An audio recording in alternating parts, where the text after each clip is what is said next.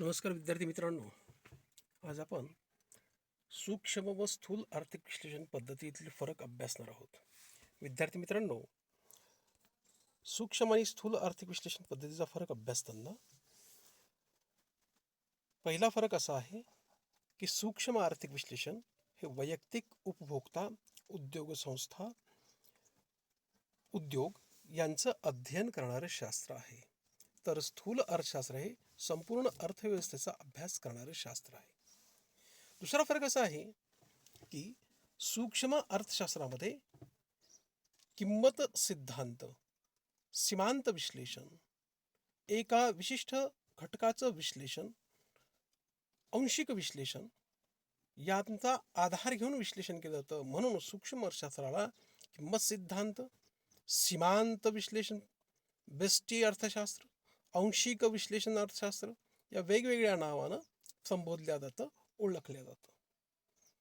तर स्थूल आर्थिक विश्लेषण किंवा अर्थशास्त्राला यामध्ये समष्टीचा अभ्यास होत असतो, पूर्ण अर्थव्यवस्थेचा अभ्यास होतो, एकूणतेचा अभ्यास होतो, तसंच राष्ट्रीय उत्पन्न, रोजगार पातळी, बेरोजगारी, एकूण गुंतवणूक, एकूण उत्पादन यासारख्या एकूण अर्थव्यवस्थेच्या अनुषंगानं अभ्यास होतो.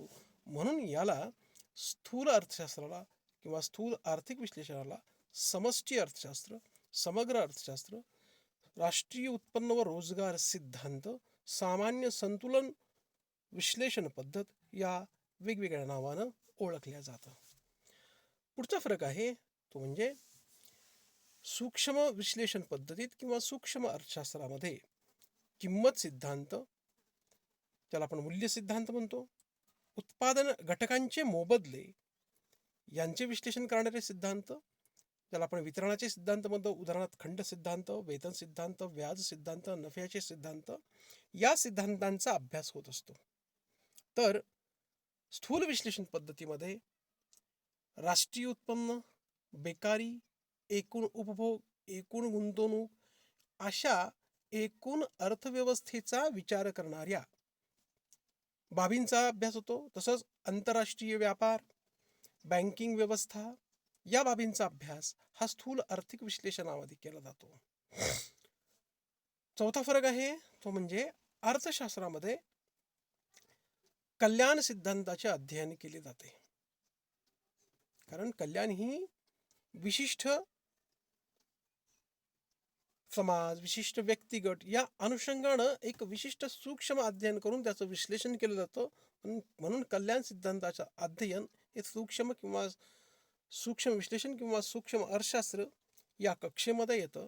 तर स्थूल विश्लेषण पद्धतीमध्ये व्यापार चक्राचा सिद्धांत, आंतरराष्ट्रीय व्यापाराचे सिद्धांत यासारख्या बाबींचा अभ्यास केला जातो. पुढचा फरक आहे सूक्ष्म अर्थशास्त्र. यामध्ये मर्त्य असलेल्या म्हणजे ज्या नष्ट होणार आहेत त्या मर्त्य असलेल्या विशिष्ट व्यक्ती, विशिष्ट उद्योग संस्था, विशिष्ट उद्योग यांचं अध्ययन होतं. म्हणून याला मर्त्य विश्लेषण पद्धत असं म्हटलं जातं. म्हणजेच जे घटक हे नष्ट होणारे आहेत, जे घटक संपणारे आहेत, विशिष्ट कालावधीपर्यंत त्यांचं अस्तित्व आहे, अशा घटकांचा अभ्यास सूक्ष्म अर्थविश्लेषणामध्ये केला जातो. म्हणून त्याला मर्त्य विश्लेषण असं म्हणतात. तर स्थूल विश्लेषणामध्ये अमर्त्य असलेल्या अर्थव्यवस्थेचा, एकूण समाजाचा अभ्यास होतो. म्हणून याला अमर्त्य विश्लेषण म्हणतात. कारण समाज किंवा अर्थव्यवस्था ही कधीही मृतवत होत नाही. मनुष्याचा किंवा अर्थव्यवस्थेचा शेवटचा घटक असेपर्यंत अर्थव्यवस्था ही शाश्वत स्वरूपात असते. समाजाचं तसं आहे. समाजातील शेवटचा घटक असेपर्यंत समाज अस्तित्वात असतो. आणि अशा घटकांचं विश्लेषण करणारं शास्त्र हे स्थूल विश्लेषण आहे. म्हणून त्या स्थूल विश्लेषणाला आपण अमर्त्य विश्लेषण पद्धत असंही म्हणतो. पुढचा फरक आहे सूक्ष्म आर्थिक विश्लेषणामध्ये व्यक्तिगत आर्थिक प्रश्नांचा अभ्यास होतो. तर स्थूल आर्थिक विश्लेषणामध्ये आंतरराष्ट्रीय, राष्ट्रीय आर्थिक समस्यांचे अध्ययन केले जाते. थोडक्यात अशा प्रकारे सूक्ष्म आणि स्थूल आर्थिक विश्लेषणाचे हे फरक आपण लक्षात घेतो. सूक्ष्म आर्थिक विश्लेषण पद्धतीचा आधार सनातनवाद्यांनी घेतलेला होता.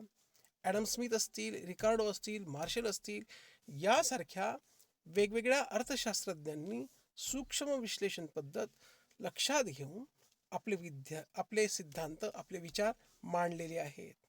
तर केन्ससारख्या अर्थशास्त्रज्ञांनी व त्यांच्या अनुयायांनी एकूण अर्थव्यवस्थेचा, एकूण पुरवठ्याचा, एकूण मागणीचा, एकूण रोजगार पातळीचा विचार करून त्यांनी आपले विश्लेषण, आपले सिद्धांत मांडले. म्हणून आपण त्यांना स्थूल आर्थिक विश्लेषणाचे किंवा स्थूल अर्थशास्त्राच्या अनुषंगानं त्यांचा विचार करणारे अर्थशास्त्रज्ञ म्हणून आपण म्हणतो.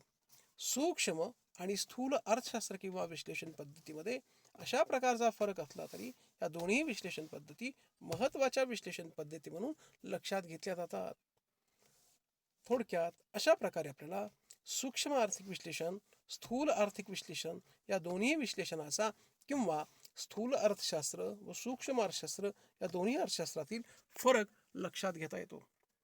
विद्यार्थी मित्रांनो, आपण आत्तापर्यंत या पहिल्या प्रकरणामध्ये अर्थशास्त्र म्हणजे काय, अर्थशास्त्राच्या व्याख्या, त्यामध्ये अर्थशास्त्राचे जनक ॲडम स्मिथ यांची संपत्ती या दृष्टिकोनावर आधारित व्याख्या, रॉबिन्स यांची दुर्मिळता दृष्टिकोनावर आधारित व्याख्या, या व्याख्यांचा आपण अभ्यास केला. अर्थशास्त्राचं स्वरूप पाहिलं, अर्थशास्त्राची व्याप्ती पाहिली. अर्थशास्त्र एक सामाजिक शास्त्र आहे, याचाही आपण अभ्यास केलेला आहे. अर्थशास्त्राच्या दोन विश्लेषण पद्धती आपण लक्षात घेतल्या. सूक्ष्म विश्लेषण पद्धत जी विशिष्ट घटकाचा अभ्यास करणारी पद्धत आहे, तर स्थूल विश्लेषण पद्धत ही एकूण अर्थव्यवस्थेचा, समाजाचा अभ्यास करणारी पद्धत आहे.